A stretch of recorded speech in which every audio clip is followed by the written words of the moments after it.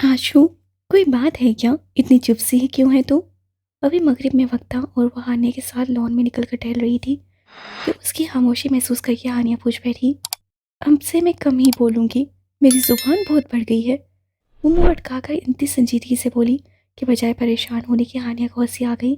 अपनी इतनी सीरियस बात पर हानिया को हंसते देखकर वह गुस्से से तेज तेज चलने लगी। हानिया ने जल्दी से सीरियस होकर तेज तेज चलती अरूषा के बाजू पकड़कर अपनी तरफ मोड़ लिया। सॉरी, कान पकड़कर अरूषा से माफ़ी वाले अंदाज से मुंह बनाकर बोली। अरूषा सर्द आह भरकर फिर से आहिस्ता आहिस्ता चलने लगी। बात क्या है, इतनी सर्द आहें क्यों भर रही हो? आने ने सादगी से पूछा। सर्द आहें ना भरूं तो क्या करूं? हानू, हम दोनों को अकल कब आएगी? या हम ऐसी ही रह जाएंगी, बड़बड़ करने वाली? कोई बात सोच समझ कर बोलते ही नहीं हम।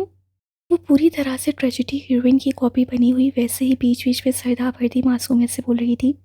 अकल जैसी नेमत से बस मुझे फैज़याब किया है अल्लाह ताला ने। तुम दोनों को तो दिखाया भी नहीं कि अकल किस चिड़िया का नाम है। हानिया कोई जवाब देती कि अपने पीछे शौक सी आवाज़ पर उन दोनों ने मुड़कर अपने पीछे खड़े हशम को घूर कर देखा। उसने दोनों को अपने दांत दिखाए। अपने आप को बड़ा आलिम फाजिल समझता है मेंढक कहीं का। हानिया उसकी बाँझें चीरने पर चलकर बड़बड़ाई और अरूषा की तरफ देखा। वो उसकी बड़बड़ाहट सुनकर उससे घूर रही थी। हानिया ने जुबान दांतों तले दबाई। भूल गई थी प्यारी बहन पास है। मजाल है जो उसके सामने कोई हशम को उल्टे सीधे खिताब भी दे दे। सारी दोस्ती परे रखकर वो खूंखार बन जाती है। हानिया ने होंठ फैलाकर बेचारी वाली शक्ल बनाई तो अरूषा ने बात पर उठाकर रखते हुए फिर से सरदा भरी। क्या हो गया मेरे डोलो शोलों को? इतनी ठंडी ठंडी आहें। तेरी मोटी भाभी पर तो कोई असर नहीं होना, बट मेरा तो सोच, मैं जम जाऊंगा। हशम उसके पास आकर अपने बाजू में लेता जो बोला तो वो हानिया को जलाने के लिए काफ़ी था। खुद की ढेठ पसली पर इतना गरूर मत कर, एक ही हाथ में टूट कर गिर जाएगी। वो इतना दबी कि मुक्का बनाकर उसके बाजू पर मारना शुरू हो गई। हानू, कितनी बार कहा है आशु को मारा मत करो। बहन की मोहब्बत फिर जोश में आ गई। अरूषा ने उसके हाथ थाम कर दूर कर दिए। हशम ने हानिया को मुंह चिढ़ाकर उसे और चिल्लाया। कभी अपने भाई को भी तो कुछ कह दिया करो। तब का शिकवा करती हुई वहीं नरम घास पर बैठ गई। हाशिम, क्यों सताते हो मेरी जान को? अरूषा ने इस बार भाई को डपटा तो मुस्कुराकर उसे लेकर वहीं नरम घास पर बैठ गया। अब तीनों एक दूसरे के आमने सामने बैठे हुए थे। क्या बात है? मैं देख रहा हूँ तो बहुत चुप चुप है। हाशिम संजीदा होकर अब अरूषा से पूछ रहा था। तुम्हें क्या? अब अपनी प्राइवेट बातें भी तुम्हें बताएं? अनिया अब भी दबी हुई थी, इसलिए अभी तब कर ही कहा।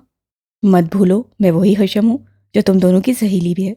सारी प्राइवेट से लेकर पर्सनल प्रॉब्लम सब सॉल्व की हैं। वो भी कहाँ चुप रहने वाला था। आनिया ने बस उसके खूबसूरत चेहरे को देखा। कोई बात नहीं, बस मैं अब चुप रहने की प्रैक्टिस कर रही हूँ। अज़लान को गूंगी बीवी मंसूर है मगर जुबान चलाने वाली नहीं। इससे पहले वो लड़ना शुरू हो जाते, अरूषा ने तेजी से बोलकर दोनों की तवज्जो अपनी तरफ करवा ली। तुमने लाला से झगड़ा किया? हशम ने अंदाज़ा लगाते उसे कुरीदा। नहीं, झगड़ा तो नहीं किया, बस जरा सा जुबान फिसल गई थी। वो फीका सा मुस्कुराकर बेचारगी से उन दोनों को देख रही थी। और जुबान ने फिसल फिसल कर कौन से गुल खिलाए? हर्षम ने इस बार संजीदगी से पूछा। उसकी जुबान की तेजी से वाकिफ जो था बिला सोचे समझे कुछ भी बोल देती है। बस जरा सी फिसली थी। और उषा ने रोमांस वाला हिस्सा शॉर्टकट करते हुए सारी दास्तान सुना दी। पागल, कुछ दिन पहले मुझसे कह रही थी कि उस औरत को अजलान के साथ मत जोड़ो। मुझे उन पर पूरा भरोसा है, वो मेरे हैं वगैरह वगैरह। और अब? हर्षम ने उसकी बेवकूफ़ी पर उसके सर पर हल्के से चिपत लगाई। अरुषा ने शर्मिंदा होकर सर झुका लिया। चेहरे पर उदासी के रंग और गहरे हो गए। अच्छा, अब इतनी उदास तो मत हो। कुछ नहीं होता, लाला बहुत समझदार है। अब तक उनका गुस्सा उतर गया होगा। हर्षम ने उसे खुद से लगाकर धबकते हुए तसल्ली दी। पक्का अब नाराज नहीं होंगे? अरुषा ने सर उठाकर खुश होकर पूछा तो हर्षम भी क्या, हानिया भी हंसी। मरो तुम दोनों, यहाँ मैं परेशान हूँ और तुम दोनों को हंसी सूझ रही है। उससे एक एक हाथ दोनों को मारा था। अच्छा, नहीं हंसता। तुम दोनों को एक मज़ेदार किस्सा सुनाता हूँ। फिर वो दोनों को ना जाने कौन कौन से झूठे सच्चे किस्से सुना सुनाकर हंसा हंसा कर लोटपोट करने लगा। तीनों वहां बैठे एक दूसरे के हंसी मजाक करते हंसते बोलते रहे थे कि कई दिन से गिर गिर कर आते बादलों ने आखिरकार उनकी दुआएं सुनकर झमाझम बरसना शुरू कर दिया। बारिश देखकर रूषा और हाने की खुशी का कोई ठिकाना नहीं रह गया। उन दोनों के साथ हशम भी बारिश का पूरा लुत्फ लेता वहीं उन दोनों के साथ भीग रहा था। एक उधम था जो उन तीनों ने मचाया था और उसमें और भी इजाफा हुआ था जब बारिश की वजह से निदा सदा भी लॉन में पहुंच गई। फिर वो शोर हंगामा के लामान ये इतना शोर क्यों मचाया हुआ है इन लोगों ने? कोई ख्याल है कि नहीं? माँ जी ने लॉन से आती आवाज़ों पर संजीदगी से कहा।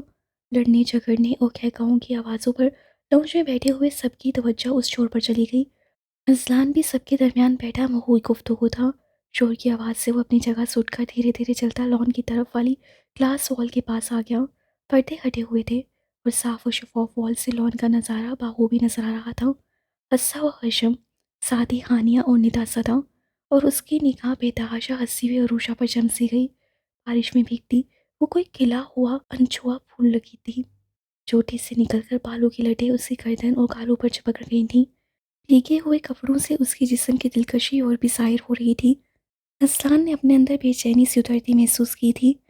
वो एकटक उस सायरा को देख रहा था जो भीगी हुई उसका करार लौट रही थी। देख लो असलान, बच्ची ही बनी रहती है।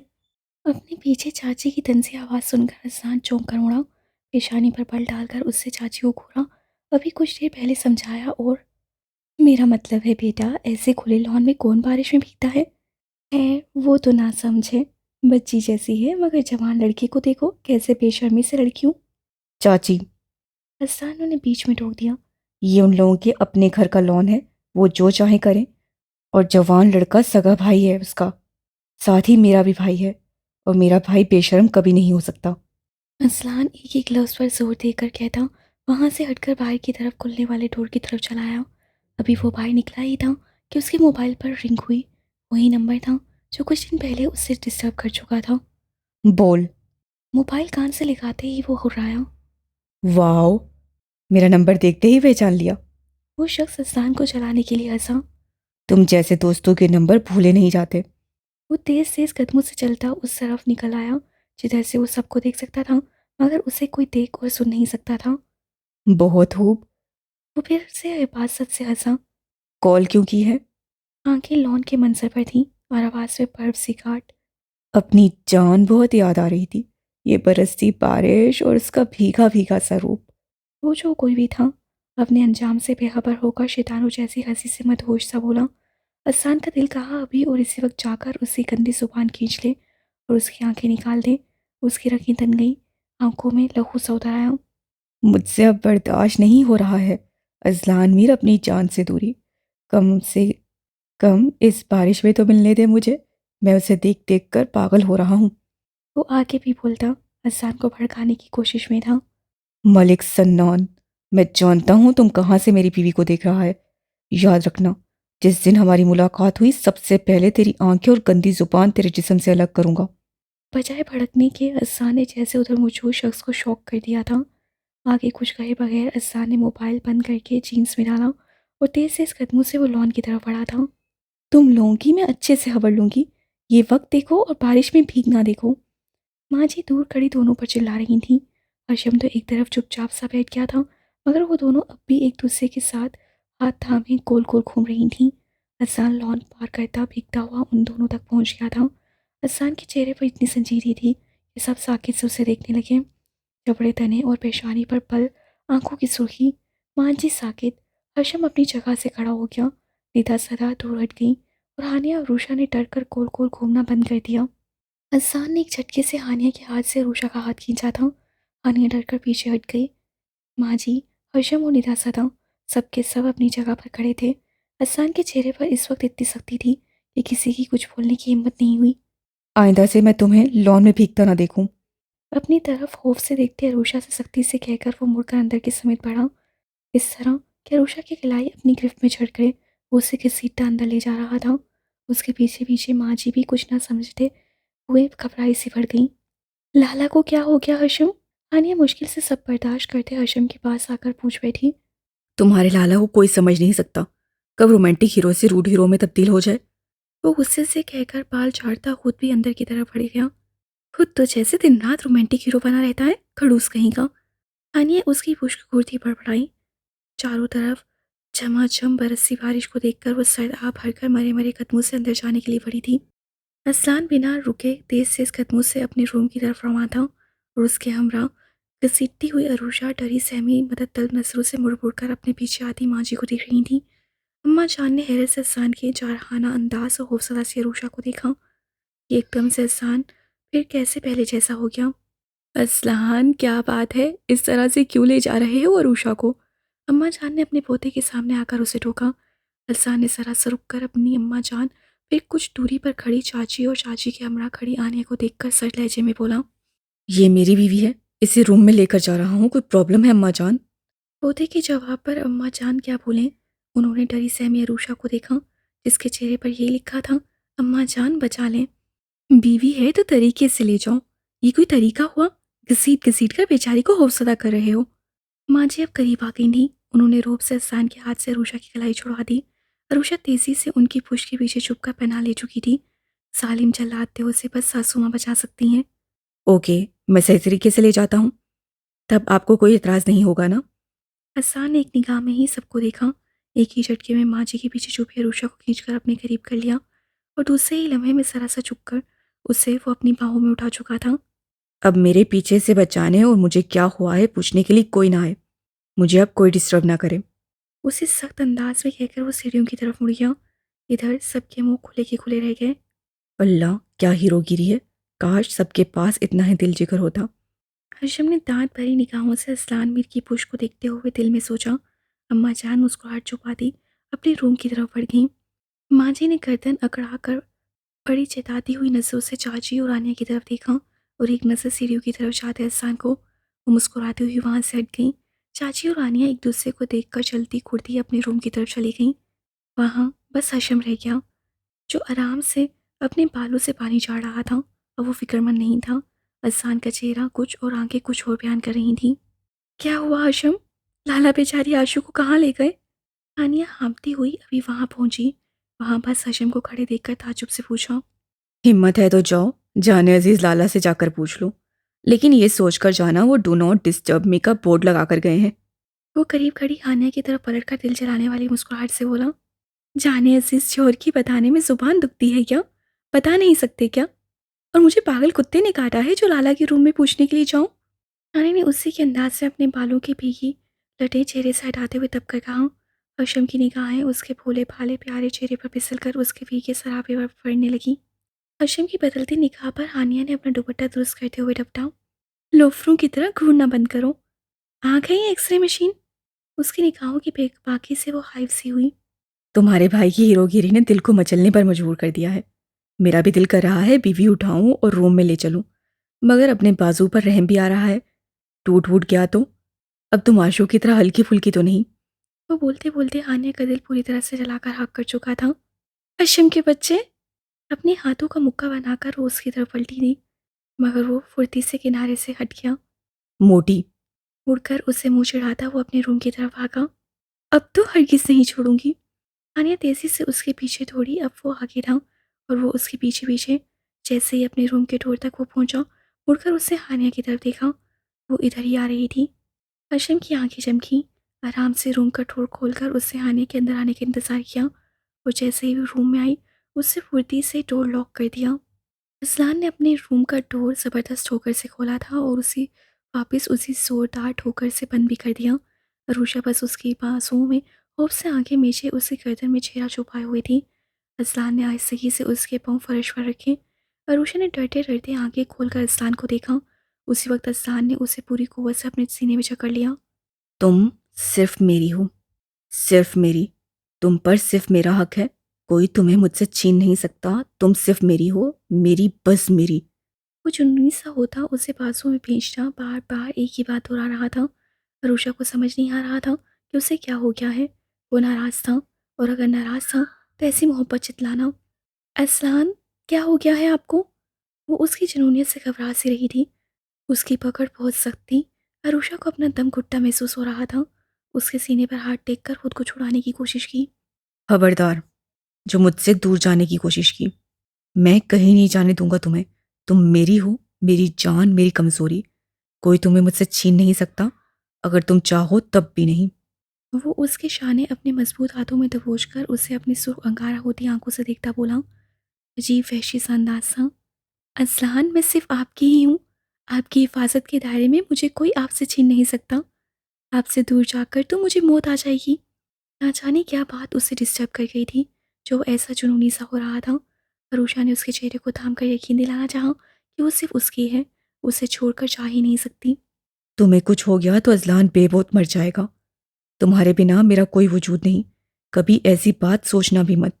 उसके मुंह से लफ्ज़ मौत सुनकर वो तड़प कर उसके चेहरे को थाम कर दीवानावार चूम रहा था। इतनी मोहब्बत, ऐसी दीवानगी। अरूषा की आंखें भर आईं।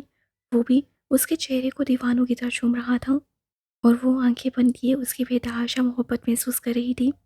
I love you, I love you so much. एहसान इन 3 लफ्ज़ों को दोहराता, उसे सीने से लगाता, कभी चूमता, अपने होश से बेगाना था। आज मलिक सन्नान की बातों ने उस पर वहशत से सवार कर दी थी। वो जानती उसकी कमज़ोरी। कोई उसे देखे या उसके बारे में बात भी करे, उससे बर्दाश्त नहीं हो रहा था। अरूषा कुछ नहीं बोली, बस उसकी बाहों के सहारे खड़ी उसकी दीवानगी में खोई हुई थी। उसके दुपट्टे को उसके वजूद से खींचकर वहीं फर्श पर फेंकता, अब अपनी दीवानगी का सबूत उसके चेहरे से गर्दन और गर्दन से कंधों तक में छोड़ रहा था। अरूषा की आंखें बंद थीं और सांसें तेज हुईं। दिल की धड़कन मुंतशिर सीधी हो रही थी। असान के हाथ रेंगते हुए उसकी पुष्प पर फ्रॉक की जिप को नीचे करने लगे थे। होंठ बेताबी से कंधों पर फिर रहे थे। जिप के नीचे होते ही उसके हाथ गोली पुष्प पर अपना हक मांगते हुए रेंगे। रूषा का खड़ा होना मुखल होने लगा। वो गिर जाती कि असान ने उसे तेजी से अपनी बाहों में उठा लिया। फिर उसके गुलनार होते चेहरे को देखते हुए वो बेड तक आया था और फूलों की तरह उसे बिस्तर पर लेटाकर उसे तेजी से अपनी शर्ट के बटन खोले थे और शर्ट उतार कर एक तरफ उछालते हुए वो अपना चेहरा हथेलियों में छुपा कर लेटी अरूषा के पास कोने के बल लेटा था। आज मैं तुम्हें बता देना चाहता हूँ कि अजलान मीर तुम्हारे लिए कितना जुनूनी है। बोझल होती आवाज़ में कहकर उसने अपने सुलगते लब अरूषा के हाथों की पुष्प पर रख दिए और ज़बरदस्ती उसकी कलाइयों को जकड़कर वो पूरी शिद्दत से उसके होंठों पर झुक गया। फिर अपने हर एक अमल से उसे अरूषा को एहसास दिलाया कि वो उससे कितनी शिद्दत से मोहब्बत करता है और उसकी मोहब्बत में दीवानगी भी थी, जुनूनियत भी थी और बेतहाशा चाहत भी। वो दीवाना वार उसे अपनी मोहब्बत बख्श रहा था और वो सरापा उस मोहब्बत के समंदर में गर्क हो रही थी। हशम, क्या कर रहे हो? डोर खोलो, मुझे बाहर जाना है। आनिया को उससे डोर बंद करते देखते ही अपनी बेवकूफ़ी का एहसास हो गया। वो आराम से उसे बेवकूफ़ बना चुका था। तुम्हें उठाकर लाने में जहमत क्या करता, आराम से ले आया। वो डोर से टेक लगाकर उससे आंख मार चुका था। दिमाग खराब है तुम्हारा? जाने दो मुझे, क्या सोचेंगे सब? वो अपने दुपट्टे को अच्छे से खुद पर लपेटती घबराई घबराई सी बोली। मेरी नीयत खराब हो रही है। अब वो आराम से कहकर अपनी टी शर्ट को गले से पकड़कर उतार चुका था। आनिया ने आंखें फैलाकर उस बेशर्म इंसान को देखा। हशम, आराम से डोर खोल दो वरना मैं चिल्ला दूंगी। धीरे धीरे पीछे खिसकते हुए उंगली उठाकर धमकी दी। शौक से। उसने पलकों को हम करके बेपरवाही से कहकर आनिया को होश किया। ये अच्छी बात नहीं हशम, कोई देख लेगा तो क्या सा अकड़ लगेगा। सोचो, चाची और आनिया तो और भी बदनाम कर देंगी हमें। वो अब उसे बड़े प्यार से मनाने की कोशिश कर रही थी। निकाहनामा दिखा दूंगा, अपनी ही बीवी है। हशम ने शाने उचकाकर उसका हाथ थामकर अपनी तरफ खींच लिया। आनिया उसके खुले सीने से अटक रही। बहुत बदतमीज इंसान हो तुम। मुझसे मोहब्बत ना होने का दावा भी है और हर वक्त ये सब करके क्या साबित करना चाहते हो? आनिया उसके सीने पर हथेली टेक कर उसको छुड़ाने का जोर लगाती इस बार संजीदा थी। साबित क्या करना है? तुम्हारा शोहर हूँ, मेरे भी कुछ जज्बात हैं जिन्हें तुमसे ही पूरा करूंगा ना। महबूबा ना सही, बीवी तो हो ना। वो उसके चेहरे को देखते हुए मुस्कुराया। उसकी ग्रीन आंखें आनिया को अपना तमस्सर उड़ाते हुए महसूस हुई थीं। गुस्से से उससे उसके बाजू पर अपने नाखून बुरी तरह से काट दिए और आराम से खड़ा आने के गुस्से से भरे चेहरे को देखता रहा था। फिर कुछ देर बाद उसने अपने बाजू को देखा। उसके नाखूनों ने वहाँ की खाल उधेड़ दी थी और खून रस रहा था। आने ने एकदम से अपने नाखून वहाँ से हटा लिए। वहाँ खून निकलते देखकर वो सारा गुस्सा भूल गई।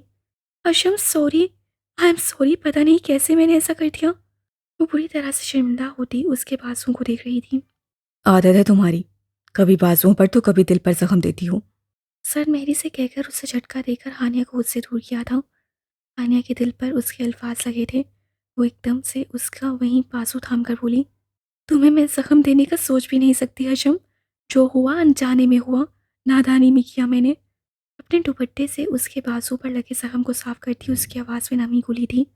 मुझे नहीं चाहिए तुम्हारी मिसियाई, जाओ यहाँ से तुम। उसके हाथ झटक कर वो रूह मोड़कर खड़ा हो गया। नहीं जाऊंगी, तुम लाए अपनी मर्जी से थे, जाऊंगी अपनी मर्जी से। आखिर बहन तो असान मीर की ही थी, जिद में कम तो नहीं हो सकती थी। हशम ने होंठ भींचकर उसके डराते देखे। अब कोई कुछ नहीं कहेगा। तंसिया मुस्कुराहट से आने को जताया। निकाहनामा दिखा दूंगी। उसकी बात उसी को लौटाकर उससे गर्दन अकड़ाई। हशम कुछ देर उसे आंखें सुकेड़ कर घूरता रहा, फिर गहरी सांस लेकर नरमी से बोला, जाओ चेंज कर लो, बीमार पड़ जाओगी। इतना नरम लहजा। तुम्हारा गुस्सा खत्म हो गया? आनिया बेपनाह खुश हो गई। उसी खुशी में उसके पास भी आ गई। मालूम नहीं, मैं दो टुकड़ों में बट गया हूँ हानिया। जाने कब मेरा दिल तुम्हारी तरफ से साफ हो। चाहता हूँ सब भूल भी जाऊं, लेकिन फिर भी कहीं ना कहीं रह रह कर सब याद आता है। और मोहब्बत कहती है, तुमने इतबार नहीं दिया। वो पूरी सच्चाई से अपने दिल की बात उससे बयान करता खुद को बेबस सा होता महसूस कर रहा था। आने की मुस्कुराहट फीकी पड़ गई, मगर गलती उसी की थी। इसलिए अपने दिल में उठती टेस को दबाकर मुस्कुराई। हशम, मोहब्बत तो मुझसे ही करते हो ना? और एक दिन ये मोहब्बत मुझे माफ़ भी कर देगी। तब तक हम अच्छे दोस्त की तरह तो रह सकते हैं ना? एक हाथ को उसके आगे फैलाकर बड़ी उम्मीद से उससे हशम की तरफ देखा। हशम ने हाँ में सर हिलाकर उसकी हथेली पर अपना हाथ रख दिया। आनिया पूरे दिल के साथ मुस्कुराई। जाओ चेंज कर लो मोटी। आनिया कुछ नहीं बोली, बस उसे देखा और अपने पंजों के बल होकर उचक कर उससे हशम के गुलाबी होठों का बोसा लिया। और फिर वो रुकी नहीं थी, पूरी रफ्तार से दौड़ती हुई डोर खोलकर रूम से निकल गई। मोहब्बत जगाने की अच्छी कोशिश थी। हशम अपने होठों को छूकर सरशारी से बड़बड़ाता वॉशरूम की तरफ बढ़ गया।